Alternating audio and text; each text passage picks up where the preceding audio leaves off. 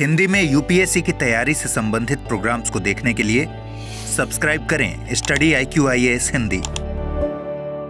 आप सभी का बहुत बहुत स्वागत है स्टडी IQ के हिंदी प्लेटफॉर्म पे। मेरा नाम है अभिनव कुमार बौरे और आप सभी के लिए है एक इंपॉर्टेंट अपडेट। अगर आप यूपीएससी की तैयारी कर रहे हैं तो नोट डाउन कर लीजिएगा आज के इस वीडियो में जो इंफॉर्मेशन मैं आपके साथ शेयर करूंगा, बिकॉज ग्रेट लेक्स बहुत समय बाद फिर से आई हैं न्यूज में, और जहां यह बताया गया है कि ग्रेट लेक्स ऑफ यूएसए, ये फ्रेश वाटर की जो लेक्स हैं, इनमें हिस्टोरिकली जो आइस लेवल है वो सबसे लोएस्ट रहा इस ठंड में। और साथ ही इसमें यह भी हम कवर करने वाले हैं कि लगातार जो ग्रेट लेक्स हैं इनका एसिडिफिकेशन क्यों हो रहा है, क्यों ये एसिडिक होती जा रही हैं, अम्लीय होती जा रही हैं। वर्ल्ड के टोटल फ्रेश वाटर का जो धरती के धरातल पर है उसका 20% पार्ट ओन करने वाली लेक्स अगर हम कहें कि ये हो रही हैं अम्लीय, तो ये एक बड़ा टॉपिक होगा। और आई थिंक आप सभी अवेयर होंगे इस बात से कि यूपीएससी बीते वर्षों में कितने प्रश्न एनवायरनमेंट से अर्थात पर्यावरण से पूछ रही है, इसलिए हम इस टॉपिक को डिटेल में कवर करेंगे, इसके पीछे का रीजन जानेंगे और साथ ही इस एरिया से रिलेटेड वो सारे डायमेंशन जो आपके एग्जाम पॉइंट ऑफ व्यू से इंपॉर्टेंट है आज के इस वीडियो में हम कवर करेंगे। ध्यान से देखें तो आइए इसे स्टार्ट करें। तो यह है हमारी मदर अर्थ और इस स्थान पर आपको दिखाई देगा बेसिकली उत्तरी अमेरिका अर्थात नॉर्थ अमेरिका। अगर हम इसे थोड़ा जूम करें तो यहां आप बेसिकली देख पाएंगे ये जो प्लेस है ये है बेसिकली यूएस एंड कनाडा की बॉर्डर, और इस बॉर्डर को थोड़ा ध्यान से देखिएगा, आपको दिखाई देगा कि बेसिकली जो ग्रेट लेक्स हैं ये बॉर्डर क्रिएट कर रही हैं, बॉर्डर फॉर्म कर रही हैं यूएस और अमेरिका के बीच में। इसे थोड़ा ध्यान से देखें और हम डिटेल में कवर करेंगे कि ये ग्रेट लेक्स क्यों तेजी से मेल्ट हो रही है, इनके ऊपर की बर्फ क्यों पिघल रही है।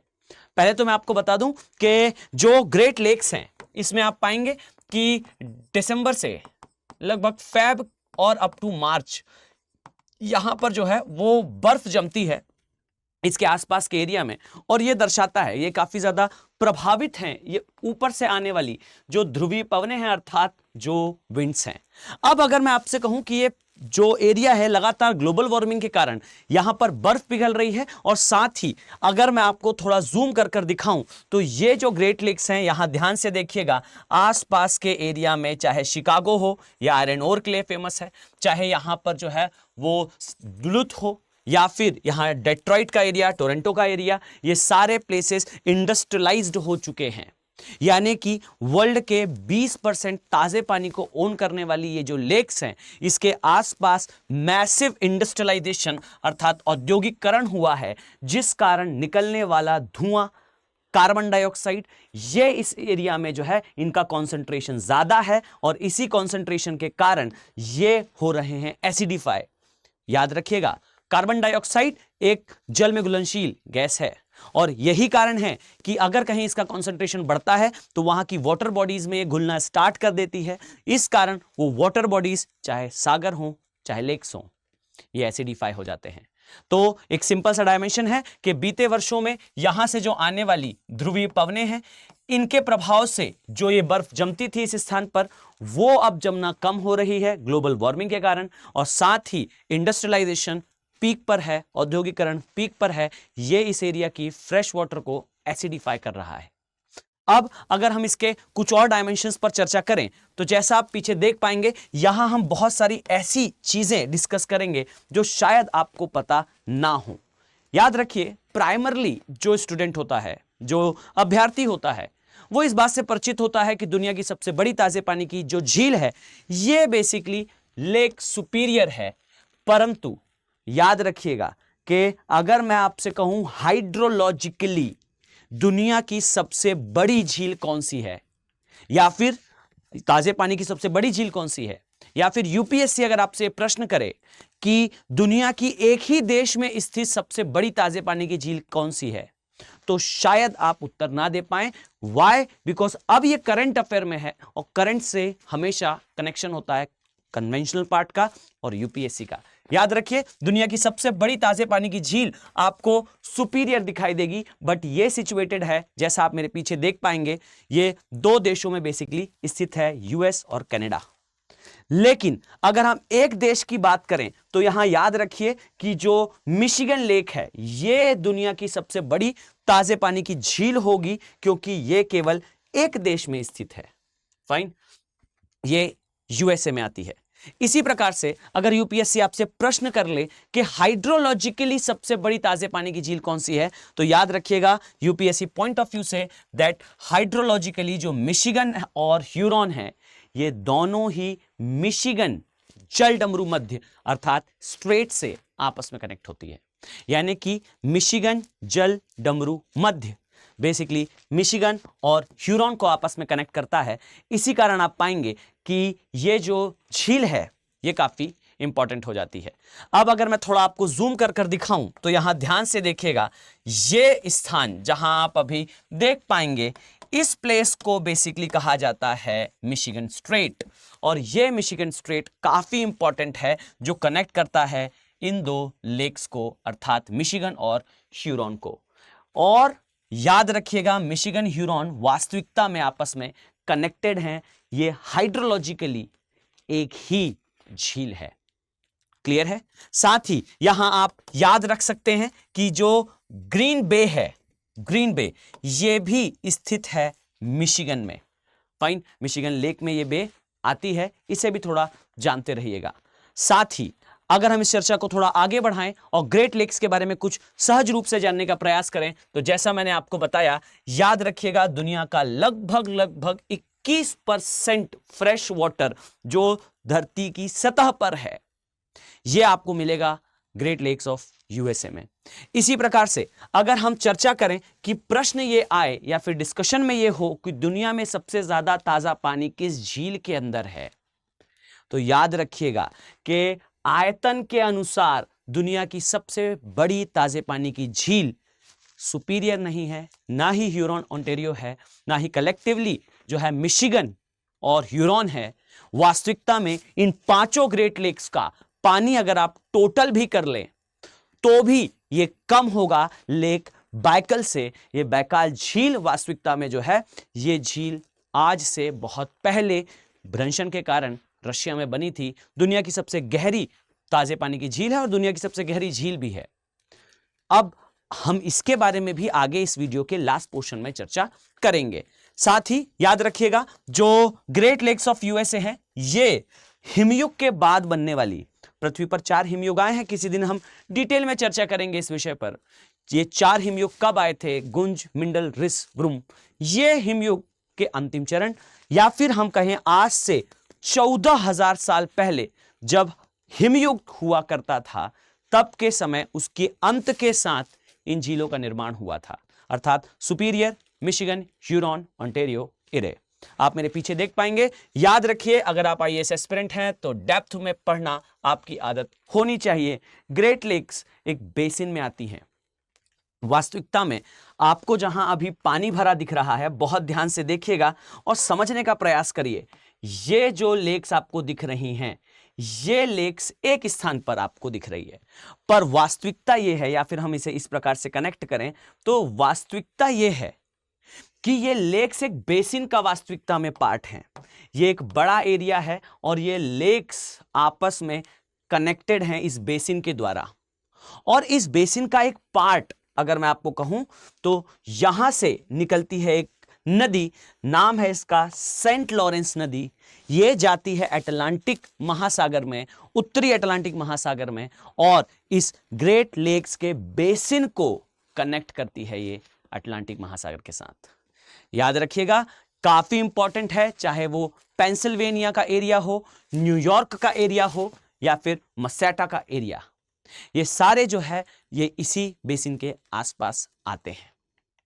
अगर हम एक एक झील को ध्यान से देखें तो ये लेक सुपीरियर है, और याद रखिएगा लेक सुपीरियर में यहां आपको जो है एक आइलैंड दिखाई देगा, काफी इंपॉर्टेंट है। इसे कहा जाता है आइसल रॉयले आइलैंड। ये आइलैंड बेसिकली लेक सुपीरियर में आता है। इसी प्रकार से याद रखिएगा इंपॉर्टेंटली शिकागो जो है ये लेक मिशिगन के किनारे स्थित है, और हमने अभी डिस्कस करा मिशिगन जो है वो कनेक्टेड है ह्यूरॉन से। इसी तरीके से ध्यान दीजिए, यहां आपको एक मिशिगन में द्वीप दिखाई दे रहा होगा। ये जो द्वीप आप देख पा रहे हैं, शायद अगर आप इसे ना देख पाए तो थोड़ा हम इसे जूम करें, यहां पर ये आपको द्वीप दिखेगा। इसे कहा जाता है मोनिटोलियन आइलैंड। ये दुनिया का सबसे बड़ा आइलैंड है और ये आइलैंड दुनिया का झील पे स्थित सबसे बड़ा द्वीप कहलाता है। और शॉकिंगली अगर मैं आपको एक बात बताऊं, काम की है आपके एग्जाम पॉइंट ऑफ व्यू से, नोट डाउन कर लीजिएगा, इस आइलैंड को कहा जाता है झीलों का द्वीप जो झील में स्थित है। Island of a lake which is house of lakes. ये स्टेटमेंट काफी इंपॉर्टेंट है क्योंकि ये एक झील में आने वाला सबसे बड़ा द्वीप है और ये द्वीप बेसिकली झीलों के लिए काफी प्रसिद्ध है। तो ये झीलों का घर कहलाता है और झीलों का घर झील के अंदर ही है, एक द्वीप के अंदर है। द्वीप आता है बेसिकली कनाडा में। यहां आप जो है जॉर्जिनिया नाम से एक बे भी देखेंगे। एग्जाम पॉइंट ऑफ व्यू से ये सारी चीजें इंपॉर्टेंट है। और इसके ऊपर आपको सेडबरी दिखाई देगा, ये भी काफी प्रसिद्ध इंडस्ट्रियल प्लेस है कनाडा का। चर्चा को आगे बढ़ाते हैं। यहां आप ध्यान से देखेंगे, ये है लेक इरे। यहां आपको दिखाई देगी लेक ओंटारियो, और लेक इरे और लेक ओंटारियो को बेसिकली कनेक्ट करती है एक बड़ी सी रिवर। रिवर का नाम है नाइग्रा रिवर, और नाइग्रा रिवर पर ही आपको दिखाई देगा नाइग्रा वाटरफॉल। और ये वाटरफॉल काफी इंपॉर्टेंट है क्योंकि ये यूएस और कनाडा की सीमा पर आता है। इसी तरीके से याद रखिएगा, जैसा मैंने आपसे डिस्कस करा, यहां से एक नदी का जो है ओरिजिन होता है, सेंट लॉरेंस नदी इसका नाम है। अगर मैं आपको बताऊं तो अमेरिका जो ट्रेड करता है, उस ट्रेड का अधिकांश भाग, एक बड़ा पोर्शन सेंट लॉरेंस रिवर के माध्यम से होता है। ये उत्तरी अमेरिका की सबसे बिजिएस्ट इनलैंड वाटरवे रिवर है। चलिए आगे बढ़ते हैं। याद रखिएगा, अगर हम थोड़ा इसके क्लाइमेट पर जाएं तो ग्रेट लेक्स बेसिकली कुपेन जो जलवायु विभाजन करता है उसमें DFA और DFB एरिया में बेसिकली आती हैं। और आप सभी के लिए एक इंपॉर्टेंट अपडेट भी है, याद रखिएगा ग्रेट लेक्स जो है वो अपने आसपास, यहां पर अगर मैं आपको बताऊं तो ये एक प्रकार की जो है वो स्नोफॉल भी कराती हैं। स्नोफॉल अर्थात ग्रेट लेक्स के आसपास जो बर्फ जमती है, जो अभी कुछ समय से कम हुई है, यही न्यूज है। याद रखिएगा, जो स्नोफॉल होती है ग्रेट लेक्स के द्वारा आसपास के एरिया में, उसमें कमी भी आई है। और ये कमी ग्रेट लेक्स में, एक तो स्नो कम हुई है, ठंड के समय जो स्नो जमती थी वो कम हुई है, और ग्रेट लेक्स के कारण आसपास के एरिया में जो नमी बढ़ती थी जिससे ठंड में स्नोफॉल होती थी, अब वो स्नोफॉल भी जो है नेगेटिवली इंपैक्ट होगी, नकारात्मक रूप से प्रभावित होगी। याद रखिएगा, इंग्लिश में से कहा जाता है बेसिकली लेक इंड्यूस्ड स्नोफॉल या झील से प्रेरित हिमपात। ये कराती हैं ग्रेट लेक्स के बेसिन में। आई थिंक आपको याद होगा, अभी से मैंने कुछ ही समय पहले आपको ग्रेट लेक्स का ये बेसिन बताया था। इन्हीं ग्रेट लेक्स से आने वाली आर्द्रता अर्थात नमी के कारण इस बेसिन के आसपास जो है वो हिमपात होता है। इसे लेक इंड्यूस्ड स्नोफॉल कहते हैं। आने वाले समय में आपको एग्जाम में जरूर देखने को मिलेगा।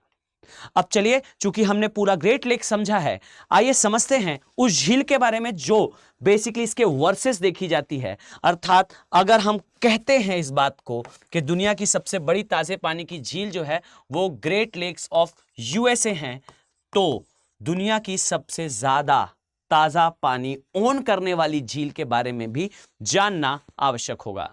आई होप आपको इस टॉपिक की इंपॉर्टेंस अभी तक मैंने जो इंफॉर्मेशन डिलीवर करी है उससे समझ में आ चुकी होगी। याद रखिए, ये बेसिकली है हमारा एशिया, ये है हमारा ग्रेट इंडिया, और इस इंडिया के सब रिस्पेक्ट में आप पाएंगे कि हमारे उत्तर पूर्वी डायरेक्शन में आपको दिखाई देगा रशिया और मंगोलिया की बॉर्डर के समीप लेक बैकल। अगर हम थोड़ा जूम करें तो यहां आप पीछे देख पाएंगे, ये जो है आपको लेक बैकल दिखाई देगी, हाफ मून शेप में दिखती है। ध्यान दीजिए, मैंने पहले बताया था कि ये दुनिया की सबसे गहरी ताजे पानी की झील है, रशिया के अंदर आती है। थोड़ा सा और जूम करें तो यहां आप देख पाएंगे ये लेक बैकल है, और इस स्थान पर आपको रिमार्केबली याद करना है कि इसका आकार, या इसका आयतन बेल्जियम से ज्यादा है। इसके अंदर पानी ग्रेट लेक्स ऑफ यूएसए यानी कि सुपीरियर, मिशिगन, ह्यूरॉन, ओंटारियो, इरे, इनके कलेक्टिव वाटर से भी अधिक है। ये इस स्थान पर देखने को मिलता है। यह भी याद रखिएगा कि टोटल जो वाटर है, यानी कि टोटल जो वाटर है सतह पर ताजे पानी, वो 21% है जो ग्रेट लेक्स ऑफ यूएसए हैं, पांचों में कलेक्टिवली, और लगभग कहा जाता है 22 से 23% अकेले लेक बाइकल के अंदर है। अगर मैं आपको इसके बारे में एक सहज जानकारी और दूं तो याद रखिएगा, यह पृथ्वी पर भ्रंशन की क्रिया के कारण बनी है। भ्रंशन की क्रिया अर्थात फॉल्टिंग के कारण बनी है। यह एक फॉल्ट है, जैसा आपको देखने को मिलता है नर्मदा नदी एक फॉल्ट में बहती है, रिफ्ट वैली में बहती है, भ्रंश घाटी में बहती है। उसी प्रकार से यह एक भ्रंश घाटी है जहां पानी भरा हुआ है। सोचकर देखिए, एक बड़ी सी एशियन प्लेट और उस एशियन प्लेट का, इस बड़ी सी एशियन प्लेट का एक बड़ा सा दरारी भाग जहां भर चुका है पानी। यह है लेक बाइकल। फाइन, याद रखें कि यह लेक बाइकल विश्व की सबसे पुरानी झीलों में से एक है। आज से 25 से 30 मिलियन वर्ष पहले इस झील का निर्माण हुआ था। एग्जाम पॉइंट ऑफ व्यू से काफी इंपॉर्टेंट है। आई होप आपने जरूर नोट डाउन करा होगा। फाइन, अगर हम कुछ आसपास के एरिया पर नजरें डालें तो आपको ध्यान से दिखाई देगा, यहां से बिल्कुल पास से एक नदी गुजरती है, उद्गम लेती है। इसे कहा जाता है बेसिकली लीना रिवर। और याद रखें कि यह पूर्वी साइबेरिया की नदी है, दुनिया की 12वीं सबसे लंबी नदी है, साइबेरिया की तीसरी सबसे लंबी नदी है, और यह दर्शाती है कि पूर्व की दिशा से साइबेरिया का प्रारंभ हो चुका है। ओब, लीना, ये दो सबसे बड़ी नदियों में से एक हैं। साइबेरिया की एग्जाम पॉइंट ऑफ व्यू से आपके लिए काफी महत्वपूर्ण है। उम्मीद करता हूं कि एक शॉर्ट वीडियो में आपको एक साथ इतनी इंफॉर्मेशन शायद जल्दी ना देखने को मिले, तो इस एफर्ट को अप्रिशिएट करें। डू शेयर दिस वीडियो, आप इस वीडियो को शेयर करें। अगर आप पीडीएफ डाउनलोड करना चाहते हैं तो मेरे टेलीग्राम चैनल से इसे डाउनलोड कर सकते हैं। अभिनव बौरे ज्योग्राफी के नाम से मेरा टेलीग्राम चैनल है, वहां से इसे डाउनलोड करें।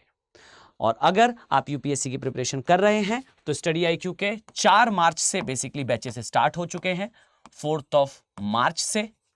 और याद रखिएगा 4 मार्च से जो बैचेस स्टार्ट हुए हैं ये फाउंडेशन बैच हैं।